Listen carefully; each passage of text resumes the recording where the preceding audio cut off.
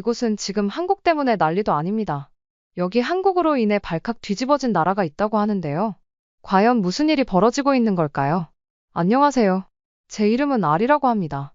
저는 몽골에서 태어났으며 어느 몽골인과 다르지 않게 한국과 굉장히 친밀감을 느끼고 있습니다.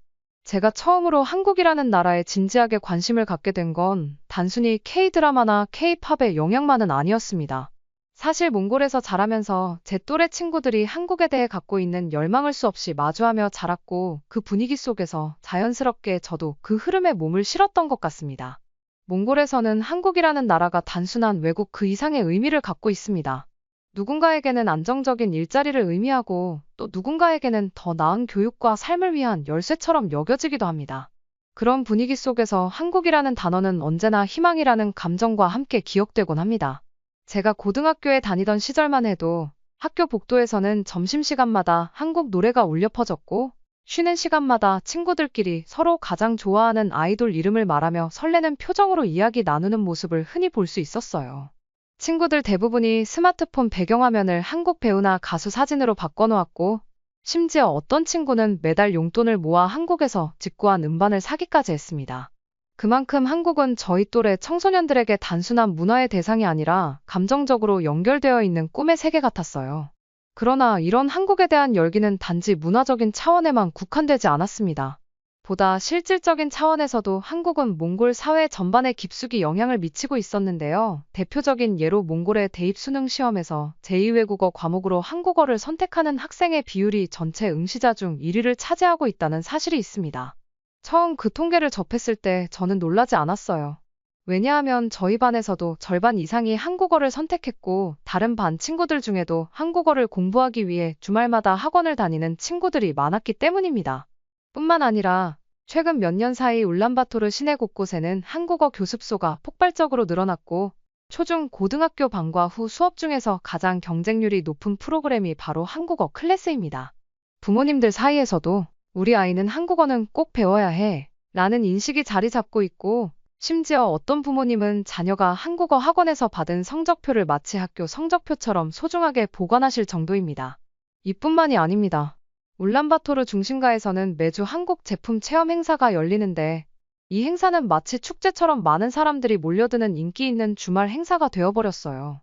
처음엔 몇 개의 부스만 운영하던 이 행사가 이제는 백화점 지하 전체를 사용해 열릴 정도로 규모가 커졌고 매번 줄을 길게 서서 기다리는 인파 속에는 어린아이부터 노년층까지 다양한 연령대의 사람들이 있었습니다. 사람들이 손에 들고 있는 제품들을 보면 대부분 한국 브랜드의 화장품, 식품, 그리고 생활용품들이었고 그 모든 제품들이 단순한 물건이 아니라 한국의 삶을 경험할 수 있는 연결고리처럼 여겨지고 있었어요. 또한 몽골의 스타트업 창업자들 중 약 60% 이상이 한국의 비즈니스 모델을 벤치마킹해 자신들의 아이템을 구상하거나 직접 한국 기업과 협력하기 위한 방법을 모색하고 있다는 사실은 저에게 꽤 인상 깊은 현실이었습니다. 예를 들어 저희 대학교 동아리 선배 중 한 분은 졸업 후 모바일 애플리케이션 개발 회사를 차렸는데 그분이 한 말이 아직도 생생하게 기억납니다. 아리야, 나는 한국에 한 번이라도 다녀온 사람이랑 파트너를 맺고 싶어. 거긴 우리가 배워야 할 게 너무 많아. 그 말은 단순한 감상이 아니라 몽골의 젊은 창업가들이 현실적으로 한국을 얼마나 중요한 벤치마킹 대상으로 보고 있는지를 보여주는 증거였어요. 몽골 사회에서 한국에서 일한 경험은 단순한 경력이 아닌 특별한 자격으로 인정받습니다. 실제로 제 선배 중 한 명은 서울에서 근무한 경험이 있었는데 몽골로 돌아가서 현지 기업에 지원할 때 서류 심사에서 한국 근무 경력 한 줄 덕분에 면접 기회를 바로 얻었다고 말했습니다. 기업들 사이에서는 한국에서 일해본 사람은 특별하다 는 인식이 널리 퍼져 있기 때문에 이력서에 해당 경험이 있으면 서류 평가에서 2배 이상의 가산점을 받는다고 합니다. 또 한 가지 흥미로운 점은 한국 출신 몽골인이라는 정체성이 몽골 사회에서 하나의 프리미엄으로 작용하고 있다는 사실입니다. 한국에서 유학하거나 근무 경험이 있는 몽골인들은 귀국 후 거의 대부분이 상류층 대우를 받고 있으며 그들의 말 한마디는 종종 업계의 기준처럼 받아들여질 때도 있습니다.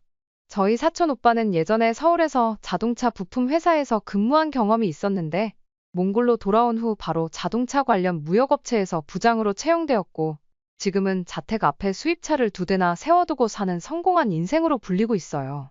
사실 시간이 갈수록 그리고 세상이 빠르게 바뀌어 갈수록 몽골 내에서의 한국의 위상은 점점 더 높아지고 있습니다.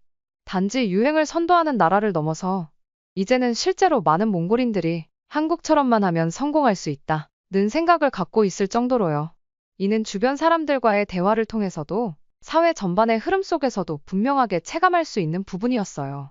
심지어 부모님 세대에서도 우리 아이는 한국 스타일로 키워야 해 라고 말씀하시는 경우도 종종 있었고요.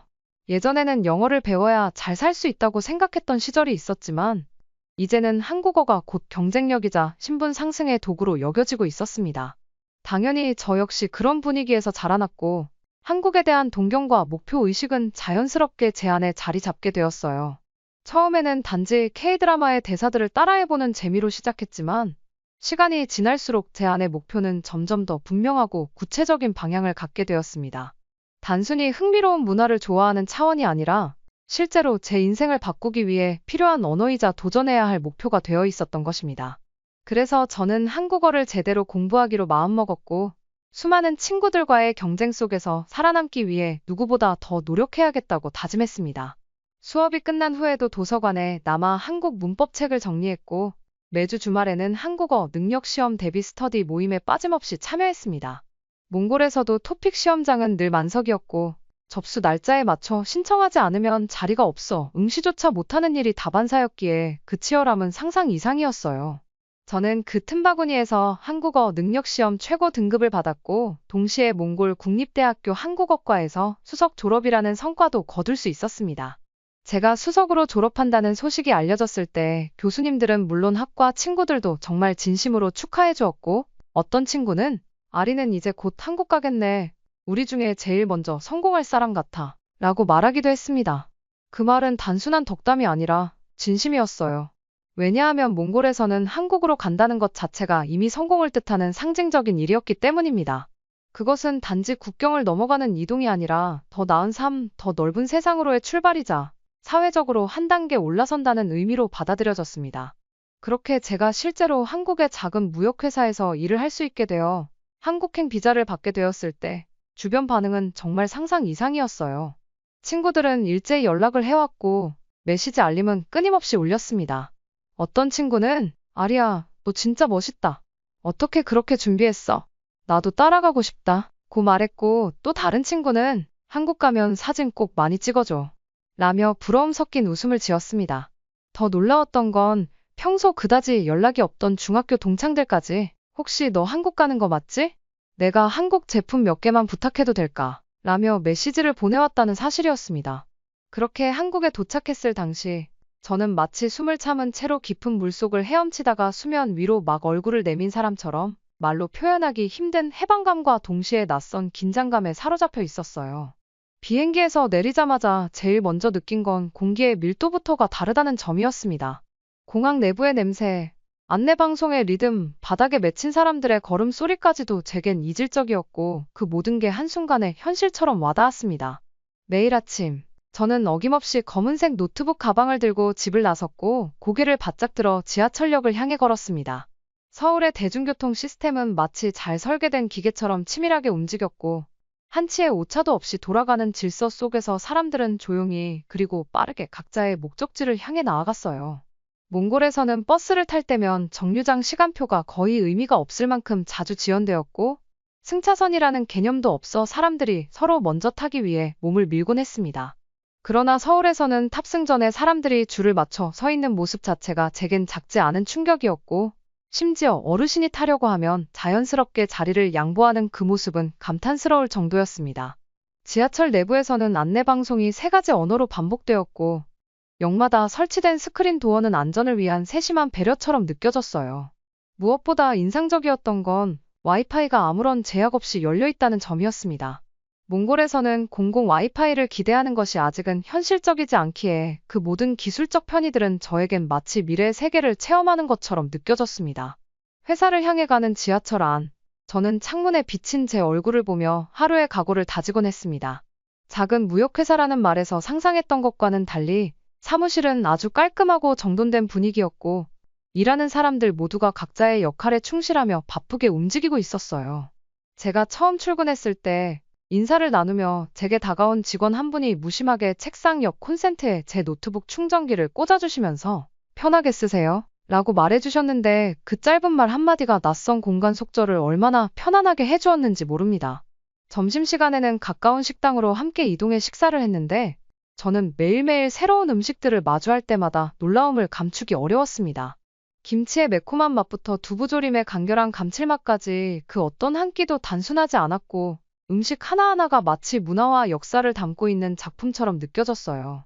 몽골에서는 보통 고기와 밀가루 위주의 단순한 식단이 많다 보니 이런 한국 음식의 다양성과 조화는 제 입에도 감성에도 큰 자극이 되었습니다. 사무실로 돌아오는 길, 저는 종종 인근의 공원에 들러 잠시 산책을 하며 머리를 식히곤 했는데 이 도시의 또 다른 장점은 바로 공공 인프라의 세심한 배려였어요. 공원 곳곳에 설치된 운동기구나 안내판, 휠체어 경사로는 단순한 기능을 넘어 이 사회가 얼마나 다양한 사람들의 삶을 고려하고 있는지를 보여주는 증거처럼 보였습니다. 벤치에 앉아 따뜻한 햇살을 쬐고 있으면 저도 이 도시의 작은 일부가 된 것 같은 느낌이 들어 이상하게 마음이 안정되곤 했습니다. 무엇보다 저를 감탄하게 만든 건 시민의식이었어요. 편의점에서 계산을 마치고 나오는 길, 문을 잡고 기다려주는 사람, 쓰레기통이 없는데도 쓰레기를 끝까지 들고 다니는 사람, 지하철 안에서 조용히 이어폰을 끼고 혼자만의 시간을 보내는 사람들까지 모두가 서로에게 피해를 주지 않기 위해 노력하고 있었고 그 조용한 배려 속에서 저는 문득 이 도시에는 규칙이 아니라 존중이 있구나 라는 생각이 들었습니다. 하지만 한국에서의 삶이 전반적으로 얼마나 따뜻하고 정교하게 흘러가고 있었든지 간에 제가 직장이라는 새로운 사회적 구조 안으로 들어섰을 때는 그 익숙하지 않은 틀 안에서 다시금 제 자신이 아주 작고 미숙하게 느껴졌어요. 가장 큰 장벽은 서류 작성에서 한 글자라도 틀리면 실제 금액이나 품목이 달라질 수 있기 때문에 늘 긴장 상태로 작업을 해야 했다는 점이었습니다. 어느 날은 수출 견적 스케줄을 정리하다가 숫자를 반대로 기입하는 바람에 물류 담당 부서로부터 전화가 걸려왔고 그 짧은 통화에서 너무 긴장한 나머지 상대방의 말을 두세 번이나 다시 물어봤던 기억이 있습니다. 그런 가운데서도 가장 인상 깊었던 건 사장님이신 민성님의 태도였어요. 제가 작은 실수를 할 때도 그분은 절대 왜 이런 걸 틀렸어요? 라고 다그치지 않으셨고 오히려 이건 헷갈릴 수 있어요. 같이 다시 확인해봐요. 라고 하시며 제 옆에 앉아 같은 화면을 들여다봐 주셨습니다. 하루는 그날 내야 할 선적 리스트 마감 시간이 촉박했는데 제가 숫자 정리를 잘못해서 그걸 다시 전부손으로 입력해야 했던 일이 있었습니다. 그때도 민성님은 시간이 걸려도 정확한 게 중요하니까 천천히 다시 해요. 오늘은 제가 옆에서 같이 도울게요. 라고 하시며 남아주셨습니다. 그렇게 둘이서 늦은 밤까지 책상 옆에 나란히 앉아 하나하나 다시 체크하며 작업을 하던 시간은 어쩌면 지금 생각해도 제 성장의 출발점이 아니었나 싶습니다. 방 안의 조명이 하나뿐이라 점점 눈이 피로해지자 민성님이 탕비실에서 커피 2잔을 가져오셨고 저에게 무심히 종이컵을 건네며 처음엔 다 그래요. 저도 옛날에 실수 엄청 했어요. 라고 웃으셨어요.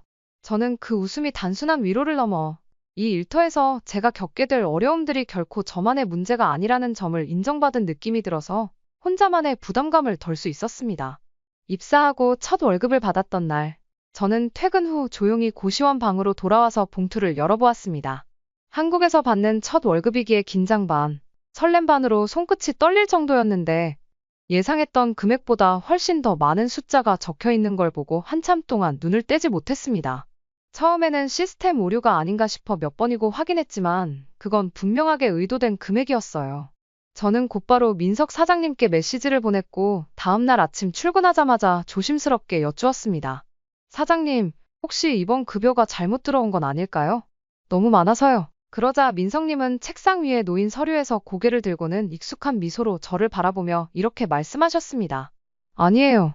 처음 외국에 와서 적응하느라 고생 많잖아요.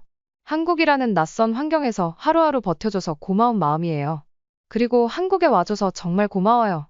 일 잘하고 있어서 주는 보너스라고 생각해요. 민석 사장님의 그 한마디는 마치 얼어붙어 있던 제 마음을 살짝 녹여주는 봄바람 같았습니다.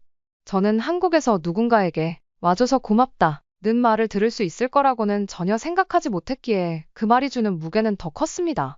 그건 단순한 격려가 아니라 저의 존재를 환영한다는 진심의 표현처럼 느껴졌어요.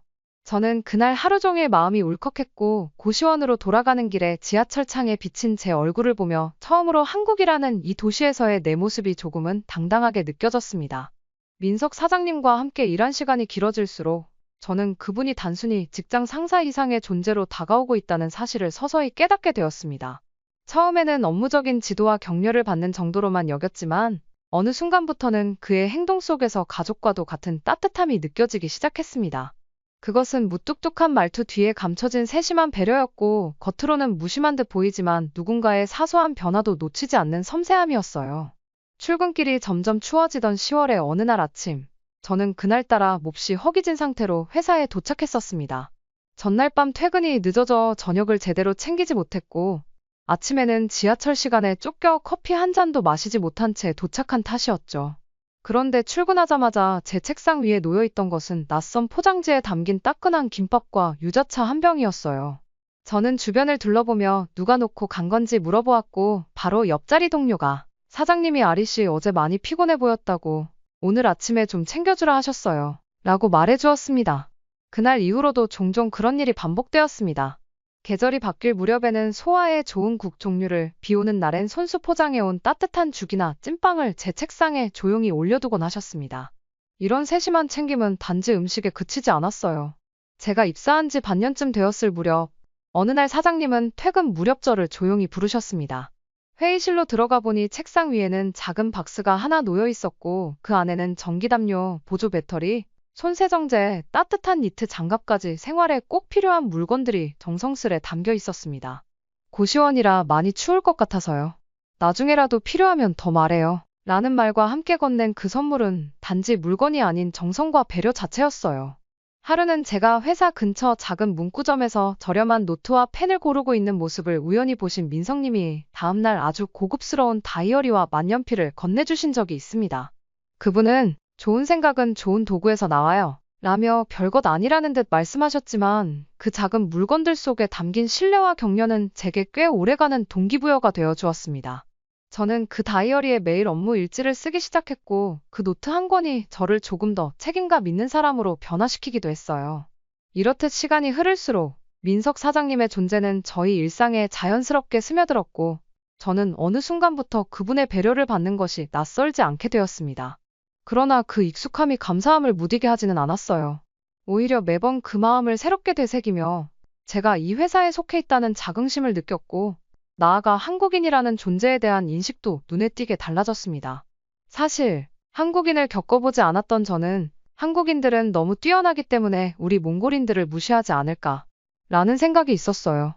하지만 민석 사장님을 통해 저는 그 생각이 완전히 바뀌게 되었습니다. 그는 언제나 상대방을 먼저 생각했고 말보다 행동으로 보여주었으며 도움을 줄 때조차 상대가 부담스러워하지 않도록 세심하게 배려했습니다. 시간이 흘러 어느새 제 생일이 다가왔습니다. 외국에서 보내는 첫 생일이었기에 사실 큰 기대는 하지 않았고 오히려 가족이 없는 공간에서 조용히 보내고 싶다는 생각이 들었어요. 그런데 그날 오전 회의가 끝난 후 회의실 문을 열자 깜짝 파티가 준비되어 있었습니다. 조촐하지만 정성이 가득한 간식들과 함께 테이블 위에는 몽골어로 쓰인 생일 카드가 놓여 있었고 그 글씨는 다름 아닌 민석 사장님의 것이었습니다. 저는 그 순간 정말로 이 회사에서 하나의 가족처럼 받아들여지고 있다는 사실에 감동했고 이곳이 저에게 또 하나의 고향처럼 느껴졌어요. 하지만 그렇게 행복한 순간도 잠시 몇 달 뒤 저는 또 한 번의 위기를 맞이하게 되었습니다. 바로 비자 문제였습니다. 계약직 신분으로 입사한 저는 체류 기한이 다 되어가고 있었고 회사 규모가 작아 정규직 전환이 어렵다는 말에 눈앞이 캄캄해졌어요. 그때 민석 사장님은 말없이 법무사를 찾아다니시고 서류를 챙겨주시며 자필 진정서까지 작성하셔서 저를 도와주셨습니다. 그 결과 저는 결국 정규직으로 전환될 수 있었고 장기 체류 허가도 받아 다시 꿈을 이어갈 수 있게 되었습니다. 그렇게 가까스로 비자 문제를 해결한 뒤 저는 다시 숨을 깊게 들이쉴 수 있게 되었습니다. 체류 기한이 채 한 달도 남지 않았다는 걸 알았을 때 제 모든 일상이 일시 정지된 것처럼 느껴졌고 눈앞에 현실보다 막연한 두려움이 더 큰 그림자처럼 따라다녔어요. 그럼에도 불구하고 민석 사장님은 끝까지 저를 믿어주셨고 단순한 행정 절차를 넘어 저라는 사람을 한국이라는 공간 속에 존재할 수 있도록 만들어주셨습니다.